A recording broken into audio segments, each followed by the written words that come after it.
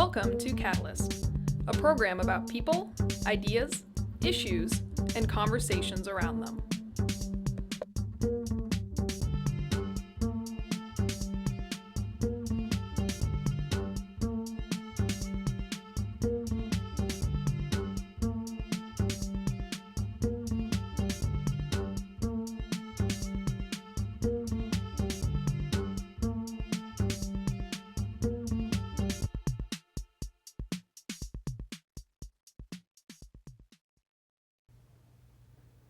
Welcome to Catalyst. I'm Doug Webster, your host of the STEM Education Series, A Renewed Culture of Innovation.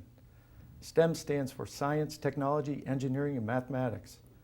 This series was developed to discuss key issues around stimulating interest in technology, creativity, and innovation, and to help strengthen science, engineering, and technical education. Today's episode is Farm to Plate, Creating Sustainable Food Systems. My guest is Ellen Kahler, Executive Director for the Vermont Sustainable Jobs Fund. Prior to joining the Jobs Fund, Ellen was the Executive Director of the Peace and Justice Center in Burlington. Welcome to the show, Helen. Thanks for having me, Doug. Can you explain what Farm to Plate is all about? Sure, happy to. Back in May of 2009, the Vermont legislature and Governor Douglas signed the Farm to Plate investment program into law. And basically what it did was charged the Vermont Sustainable Jobs Fund with developing a 10-year strategic plan for how we were going to transform our local food system so that more Vermonters could be employed in the food system, we could have greater economic activity in the food system, and it would increase the access for all Vermonters to healthy, local, nutritious food. Mm-hmm. So for over an 18-month period of time, we spoke to over 1,200 Vermonters all around the state, every part of the food system from production to processing and food manufacturing, food distribution, retailers, restaurant chefs, folks that do composting as well as consumers, and we said, so what do you want Vermont's food system to look like in 10 years? Tell us your ideas about these things. What's working now? What's not working? Where do we want to go? What do we want it to look like in 10 years? So we developed this plan, and we released the executive summary in January of this year. And then in the process, we've been releasing all the sections of the full plan, and they're all available on our website, which is www.vsjf.org. And so you can download this executive summary, or you can download any of the parts and pieces of the plan. And it's designed so that it identifies what does it look like today? What does our food system look like today? What kinds of products are made? What kinds of how many people are employed in the food system? What does the education system look like that's helping to grow the next new jobs in food systems, for instance? And it's really designed to help people make decisions about the future and help provide some ideas about where we can go. Okay, what are the potential impacts, like environmental, transportation, et cetera? Well, you have to think about the food system having evolved over the last 50 years. What's happened with our food system? We've seen a consolidation in production, meaning we have these huge mega farms, mostly out in the Midwest and the West, that are owned by a very small number of very large corporations, agribusinesses. We have seen a consolidation in the processing industry, so there's fewer numbers of corporations that are actually manufacturing our food, like Kraft and Nestle, those kinds of companies.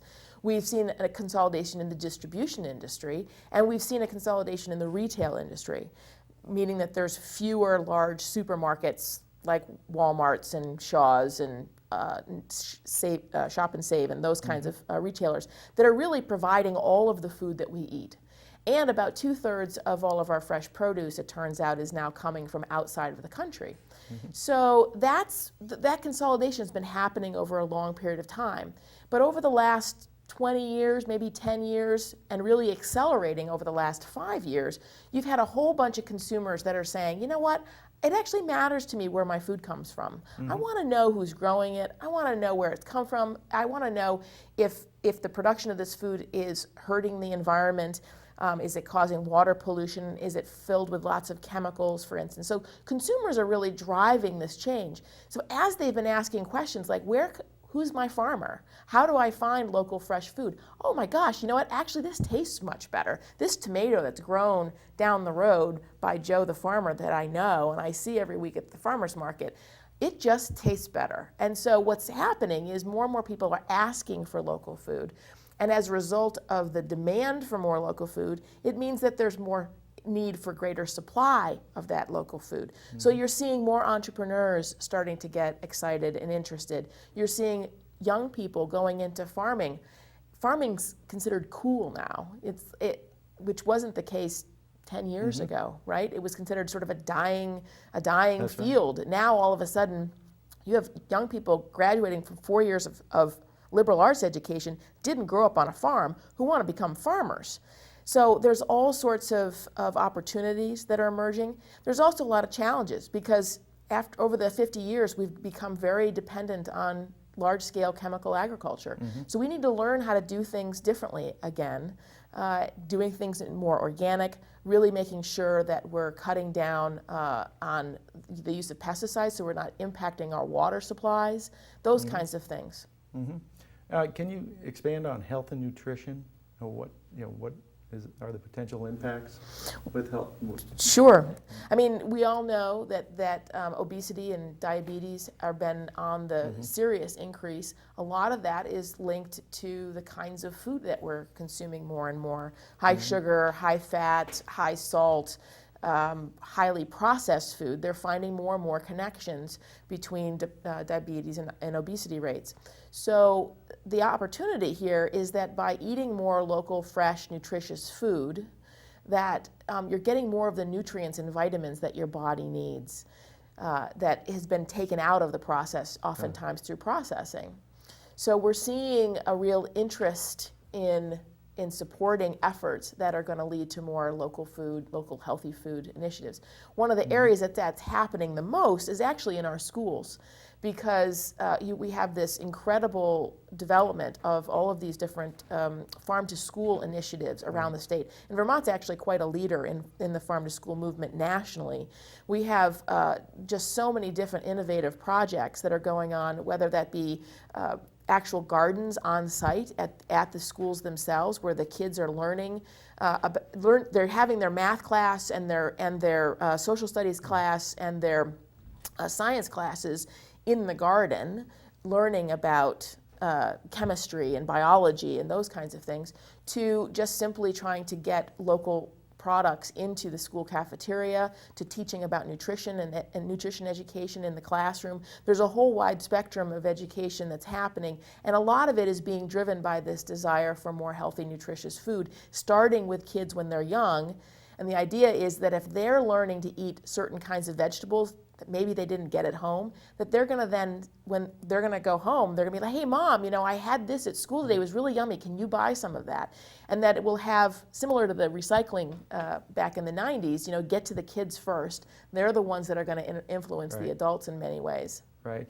Now, speaking of diverse foods, I guess, what can you say about that? If we're talking about local farming mm-hmm. versus importing food from other states and you still want countries. Your bananas, that's what you're saying, right? Well, bananas, yeah, for sure. You still got to have the coffee, you got to have the chocolate, right. No. Right. And, for example, tomatoes, we would get just, limited type of tomato would come in.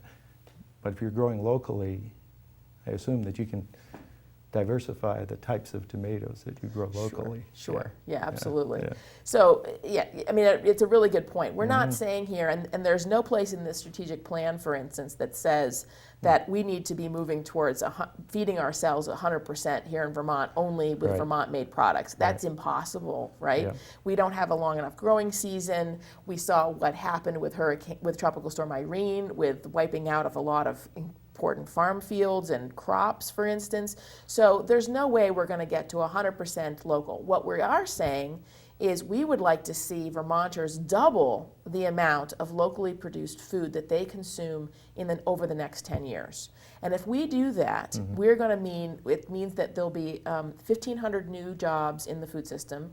We'll see $177 million of additional economic activity flowing through our local economy. We'll see greater income levels for folks that are involved in the food system. There'll be more activity. So if we just double, but that means from going from about 5% of our food dollars spent on local food, which is what we think we're at right now, to 10%, right? So where does the other 90% then come from? And so what we talk a lot about is these concentric circles. We get as much as we can, especially in season here in Vermont. Then the next circle is then look at the labeling and try to buy within New England and New York and Pennsylvania, sort of within the region, and then buy within sort of the next circle out of the country before we have to start thinking about shipping things in internationally. But obviously, people are going to want their bananas. And we're not saying don't buy bananas. We're just simply saying you as the consumer have the ability to make some choices and to influence the direction that our food system goes in through your purchasing power. Now, here in Vermont, what would be examples of niches? Well, we actually have quite a lot. We are actually now considered the number 3 in artisan cheese production in the world. Many people haven't heard that yet, and many folks in Wisconsin might argue, but France, Quebec, and Vermont are now seen as the top 3 artisan cheese producers in the world. We obviously produce way more milk than we can possibly drink in fluid form, but that's the innovation that's happening is around hard-aged cheeses or yogurt, for instance, and Greek yogurt has become all the rage. You have opportunities for greater amounts of locally raised, source-verified, humane treatment of animals for meat, whether that's cattle, cow, or it's pigs, or it's sheep, or it's goat meat. There's a lot of opportunities, a lot of chickens. There's a lot of opportunity in terms of locally raised meat production in the state, both for in Vermont, but also to sell down into urban areas like Boston and New York, for instance. We also have an opportunity, there are certain other major products like apples and maple syrup that we produce way more than we can consume here locally, and so we do export those. And we export a lot to the region, and we also, in some cases like maple syrup, are exporting nationally and internationally. Okay, now what about tourism? What impact does this have on tourism? It's a huge interconnection point. I mean, you have right now the Agency of Agriculture, Vermont Fresh Network, and the Agency of Commerce with their Travel and Tourism Department, for instance, working on a brand new website that's launch is imminent if it hasn't already been launched, called Dig in Vermont. And what that is all about is culinary ag tourism. So the tourist that comes here, where can they have an authentic experience that's connected to our food system? Whether that's going to a chef-owned, locally sourced food type of restaurant, or whether it's actually having a farm stay and helping to muck out the stalls, for instance, or going and visiting a cheesemaker and watching what that process is about. So that's one element where you can actually have hands-on, tangible experience with locally produced food and who produces it. And the other way is that the dairy industry is the reason why our landscape looks the way it does. The reason we have so many open fields is because we need that for hay and for corn production for our dairy industry. So if we want to continue to have open fields and open landscape and our sort of overall sort of growth center concepts about the way our village centers and our urban centers look, then agriculture is very much a part of that. We have so many more maple trees, for instance, in the state that could be tapped for maple syrup than we do. It's incredible. Yeah. So there's lots of opportunities to intersect with the landscape, to connect with tourists, and to be able to have a good business. Yeah. Now, this all sounds good and everything, but change is difficult. So. Come on. What are the barriers to implementation of this whole program? I think the biggest barrier to implementation actually is money. A lot of the kinds of things that are going to be needed to transform our food system are going to require money for infrastructure and investments in infrastructure. I mean, as I mentioned, there's been this consolidation in the processing industry. We only have 8 federally inspected slaughterhouses in the state, and most of them are very small. So if we want to increase livestock raising and having more locally available meat, for instance, we need to increase the capacity of our existing slaughterhouses, potentially add a couple more, so that those animals can be processed and can then arrive in supermarkets and on our plates and such. So to do that though those are costly investments in either new or revamping existing slaughter facilities. The Vermont Food Venture Center just got launched in Hardwick, for instance, which is an incubator for lots of small food producers. And that was a $2.5 million project. So some of what we need to do in this rebuilding of our food system is going to take some money.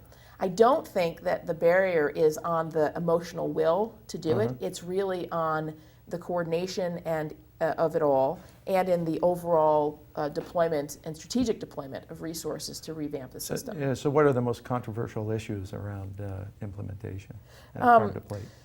Well, I don't think it's necessarily controversial issues to implementing the plan as a whole. I think that there are members of the stakeholder community, folks that are involved in the food system, that would like things to evolve in certain ways that have some regulatory challenges.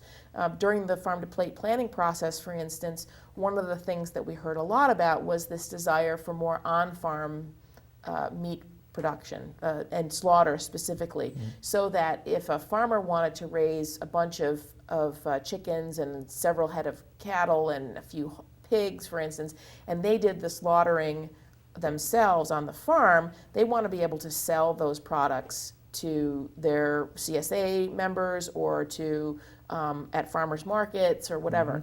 But meat is a regulated meat processing is a regulated area, and there's real food safety issues.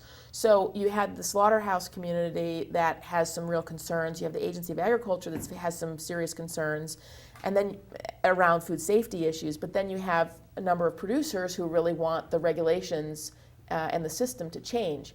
So it wasn't our job to try to sort that out and fix it, but we did elevate it and note it as a very contentious issue that the legislature at some point is going to have to take up and take a look at, because that's really where it needs to land. Now, obviously, we're not the only state doing this in the country.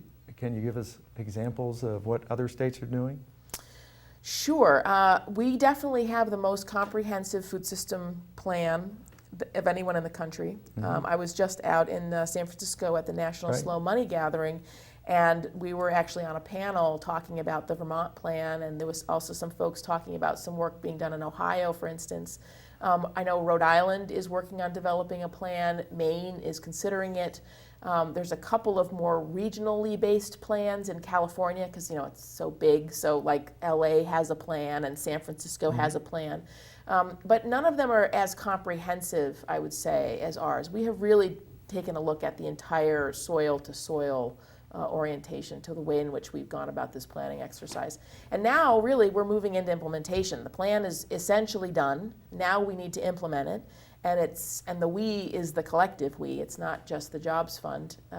So we just launched the Farm to Plate Network, which is going to be well over 150 organizations around the state, likely, that will have some part to play in the implementation of this work.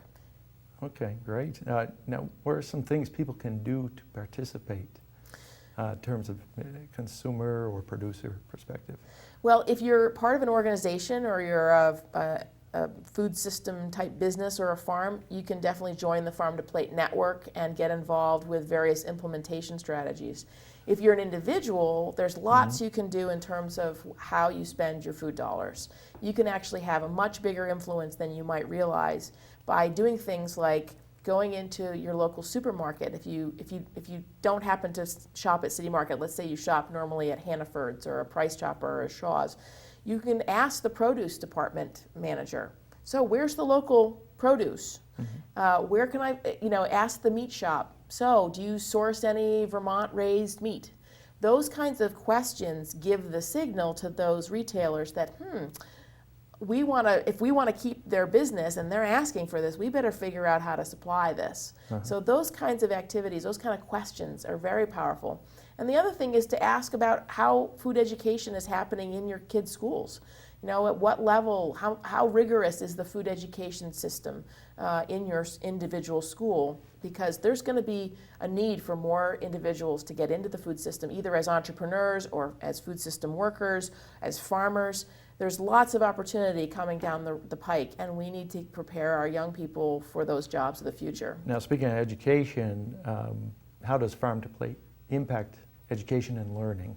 Right. What needs to happen in Well, education? we did focus, we have a section that's specifically on K through 12 education, and then there's also a section that's coming out soon on workforce development and labor.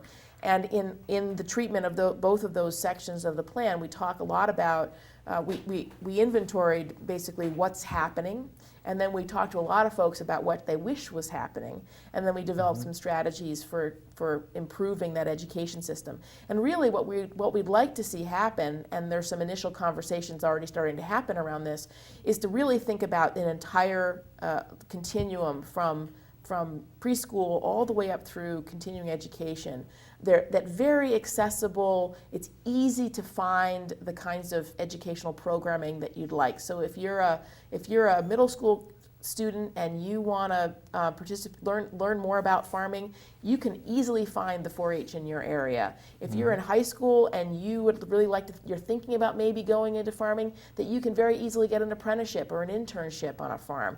If you're in college and you want to learn about marketing in food, that there's opportunities for you in that. There are so many different types of jobs within the food system. What we want to do is make it really easy for people to find the education that they need to get those jobs, and that it's rigorous, because we need people to be innovating and doing things differently, because climate change is going to require it, peak oil is going to require it. Right. We need to be thinking about these systems differently, which means people have to orient around those issues differently. Okay. What are some of the specific next steps for the Farm to Plate?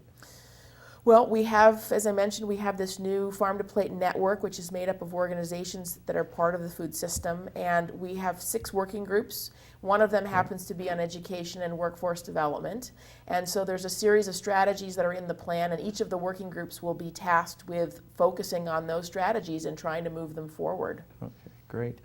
So where do you see Farm to Plate in 5 years? Well, hopefully we'll be at least halfway to our goal of doubling the amount of food that Vermonters are consuming locally.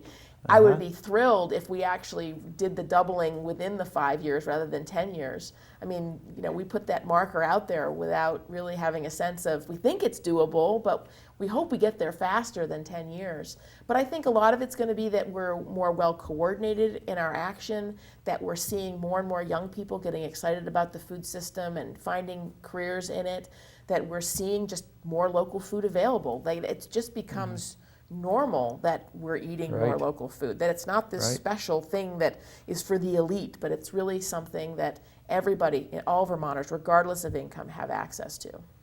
Great. Great. Well, Ellen, I want to thank you for being on the show. Thanks for having me. Great. Well, my guest today was Ellen Kahler, Executive Director for the Vermont Sustainable Jobs Fund. Ellen talked about the Sustainable Foods Program, Farm to Plate. For more information about this show and related internet links, go to retn.org and look for Farm to Plate. Thank you for joining us.